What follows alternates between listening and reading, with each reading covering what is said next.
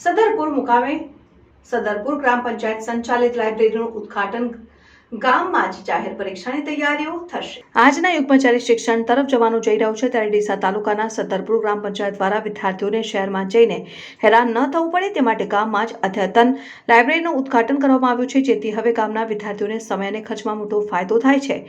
શહેરોની અંદર મોટી મોટી લાઇબ્રેરીઓ છે, જેને લઈને શહેરોમાં યુવાધન સરકારી નોકરીઓ તરફ આગળ વધી રહ્યું છે, તેમાં ગામડાઓ પણ પાછળ ન રહી જાય તેવા આશયથી સદરપુર ગામના સરપંચ વનરાજસિંહ સોલંકી દ્વારા ગામમાં એક લાઇબ્રેરી બનાવી છે। લાઇબ્રેરીની અંદર પાટણ લોકસભાના સાંસદ ભરતસિંહ ડાભીની 5 લાખની ગ્રાન્ટ અને સરપંચનો 2 લાખ રૂપિયા ફાળો અને ગ્રામજનોના ફાળા સાથે આ લાઇબ્રેરી આજે ખુલ્લી મૂકવામાં આવી છે। લાઇબ્રેરીથી આવનારા સમયની અંદર સદરપુર ગામમાં પણ દર વર્ષે યુવાનો સરકારી નોકરીમાં જોડાશે તેવું આગેવાનોનું માનવું છે। મુખ્ય મહેમાન ભરતસિંહ ભટ્ટેસરિયાએ જણાવ્યું હતું કે આજના યુગની અંદર શિક્ષણની ખૂબ જરૂરિયાત છે, ત્યારે સરપંચ દ્વારા ઉમદા કાર્ય કર્યું છે તેનો લાભ ગામના તમામ યુવાનોને મળશે અને આવનાર સમયમાં ગામમાંથી પણ અનેક યુવાનો સરકારી અધિકારીઓ બને તેવી શુભેચ્છાઓ પાઠવી હતી।